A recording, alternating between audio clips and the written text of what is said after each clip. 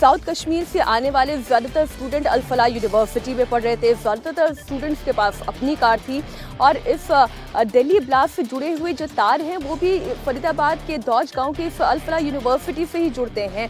फिर चाहे वो डॉक्टर उमर हो जो I-20 कार चला रहा था, फिर चाहे वो डॉक्टर मुजम्मिल हो जिसने 2 कमरे किराए पर लिए थे, जिसमें से एक कमरा उसने ऐसी जगह पर लिया था जहां पर आम लोगों की नज़र एकदम से ना पड़े।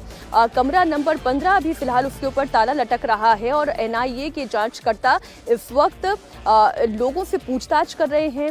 यूनिवर्सिटी के चाहे वो स्टूडेंट हो, चाहे वो स्टाफ हो, चाहे वो वहाँ के डॉक्टर्स हो, वहाँ भी पूछताछ का सिलसिला लगातार जारी है। बड़ी खबर जो अल फलाह यूनिवर्सिटी से निकलकर सामने आ रही है, आपको बता दें हमारे सहयोगी मनीष भट्टाचार्य लगातार वहाँ पर जो जांच एजेंसी काम कर रही है वहाँ से फोर्सेस से जानकारी निकालने की कोशिश कर रहे हैं। आपको बता दें मुजम्मिल जब यहाँ पर कमरा किराए पर लेने के लिए आया था तो शुरुआती दिनों में उसे यहाँ पर ज़्यादा लोग जानते नहीं थे, वो अपनी ID भी नहीं देना चाहता था। उसके यहाँ पर कुछ लोग आते ज़रूर थे लेकिन वो लोग कौन थे, कौन लोग मुजम्मिल से मुलाकात कर रहे थे, इसके बारे में भी कोई डिटेल सामने नहीं आ पाई है। ये लोग यूनिवर्सिटी के कैंपस के अंदर ही रहते थे या बाहर से कहीं से आते थे मुजम्मिल से मिलने के लिए, इसके बारे में थोड़ी सी और डिटेल अभी आनी बाकी है। इस बीच एक बड़ी खबर आपको बता दें, धमाके से पहले कार में दिखाई दिए गए डॉक्टर उमर को लेकर कई बड़े खुलासे हो रहे हैं। डॉक्टर उमर के बारे में कुछ चौंकाने वाली जानकारियां सामने आई हैं। अल फलाह यूनिवर्सिटी में पढ़ने वाली छात्राओं के मुताबिक डॉक्टर उमर बहुत ही कट्टर किस्म का, बहुत ही रेडिकलाइज्ड किस्म का व्यक्ति था। अल फलाह यूनिवर्सिटी में जब छात्रों को वो पढ़ाता था तो क्लास में लड़के लड़कियों को अलग अलग लाइन में बिठाता था। अपनी क्लास में वो लड़कियों को और लड़कों को आपस में बात तक नहीं करने देता था। ख़ास तौर पर लड़कियों को अलग बिठाने के बाद भी डॉक्टर उमर उन्हें धर्म के हिसाब से भी अलग अलग करके बैठाता था। दोनों धर्म की लड़कियों को भी वो आपस में बात करने से गुरेज करता था, उन लड़कियों को भी अलग अलग क्लास में बिठाता था। ये बड़ी जानकारी निकलकर सामने आ रही है। डॉक्टर उमर का जो कैरेक्टर था, जो उसकी पर्सनालिटी थी, वो बड़ी ही कट्टर किस्म की थी। अव्वल तो वो ये कोशिश करता था कि लड़के लड़कियां अलग अलग लाइन में बैठें, लड़के लड़कियां आपस में बात ना करें और लड़कियों में भी अगर कोई अलग अलग धर्म के हैं तो उन्हें भी अलग अलग बैठाने की कोशिश डॉक्टर उमर की रहती थी। ये कुमार सोनू हमारे साथ जुड़े हुए हैं। कुमार, ये जो जानकारी आ रही है उससे तो ये समझ में आता है ये सिर्फ कट्टर ही नहीं था, ये ज़हनी तौर पर भी पूरा रेडिकलाइज्ड हो चुका था, जो लड़कियों को भी आपस में बात करने ना करने पे उनके धर्म को देखकर ये फैसला करता था। देखिए मीनाक्षी, अब मुझे लगता है कि इसको जो उमर है, मुजम्मिल है या आदिल है, जो भी डॉक्टर गैंग है, इनको अब डॉक्टर कहना बंद कर देना चाहिए, क्योंकि ये डॉक्टर तो कहीं से नहीं थे, ना ही अपनी नीयत से, ना ही अपनी हरकतों से। जिस तरीके से ये पूरे रेडिकलाइज हो चुके थे, इतनी पढ़ी लिखी कम्युनिटी मानी जाती है डॉक्टर्स, और ऐसे में इतने रेडिकलाइज हो गए कि ये जो है इस तरह की घटना को अंजाम देने पर उतारू हो गए, बाकायदा ब्लास्ट तक कर डाला। तो ये एक तमाम सवाल हैं। फिलहाल जो फरीदाबाद पुलिस की टीम है वो लगातार अभी भी सर्च ऑपरेशन कर रही है, लगातार जो कुछ लोगों को हिरासत में लेकर पूछताछ कर रही है, जो कि अल फलाह यूनिवर्सिटी से जुड़े हुए हैं, जिनमें जो जूनियर स्टाफ है वो मौजूद है। इसके अलावा लैब से जुड़े कुछ लोग हैं। इसके साथ साथ जो मुजम्मिल के स्टूडेंट्स थे उनसे पूछताछ की जा रही है, और इसके अलावा जो हॉस्पिटल में काम करने वाला स्टाफ है उनसे पूछताछ की जा रही है। कल जो है क्राइम ब्रांच ने अस्पताल की प्रिंसिपल से भी पूछताछ की थी, HR से भी पूछताछ की थी। तो कई तरह की पूछताछ इसलिए की जा रही है ताकि जो उसका जो नेचर है, जो उसका बातचीत करने का तरीका था,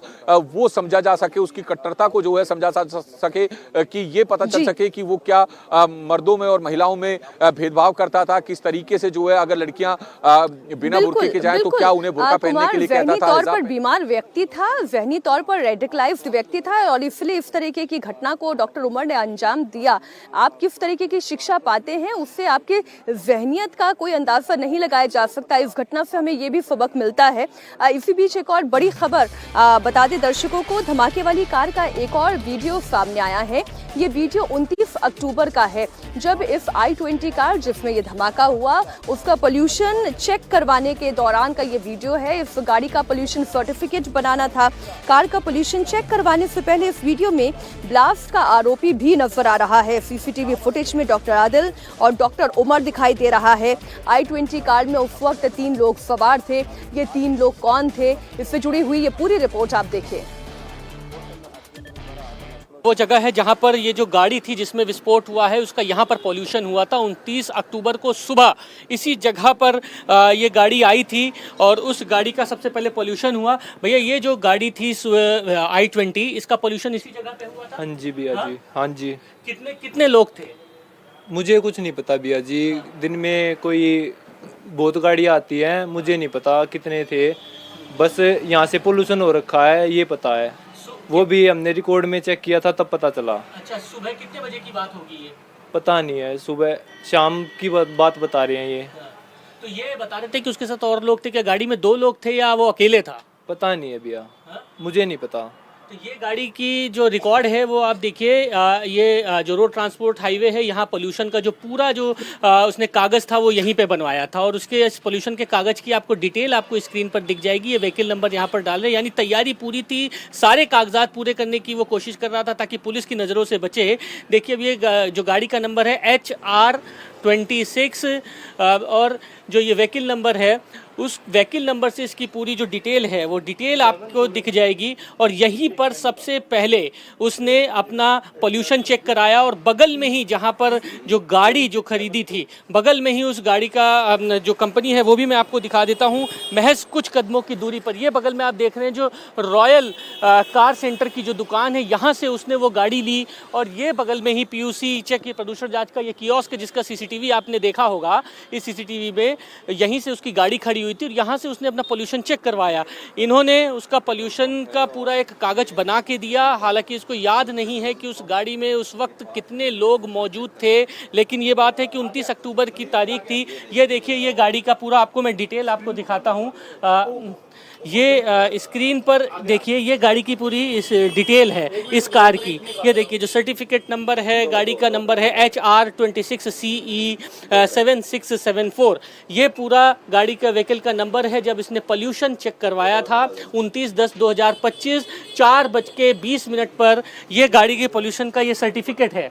अब आप इस सर्टिफिकेट को देखिए, इस सर्टिफिकेट से अपन को पूरी डिटेल मिल जाएगी। डेट 29/10/2025, टाइम शाम को 4:20, वैलिडिटी अप टू 26 तक के। गाड़ी का जो नंबर है वो भी इसमें दिया हुआ है HR26CE7674, यानी ये वही कार है जिसमें ब्लास्ट हुआ था लाल किले के पास। और आप इसको इस तरीके से समझिए कि जहां से इसने गाड़ी खरीदी यानी बगल के सेंटर से, रॉयल कार सेंटर से उसने कार वहां से ही परचेज किया। और उसके बाद यहाँ पर जो CCTV में आपको दिखाई दे रहा होगा कि जिसकी कार यहाँ पर आई थी, इसी जगह से उसने पॉल्यूशन का इस तरीके से सर्टिफिकेट बनाया। बड़ी बात यह है कि CCTV के कैमरे चाहे बदरपुर बॉर्डर के टोल प्लाजा के हों चाहे इस पेट्रोल पंप के पास के हों, उसमें साफ तौर पे दिखाई दे रहा है।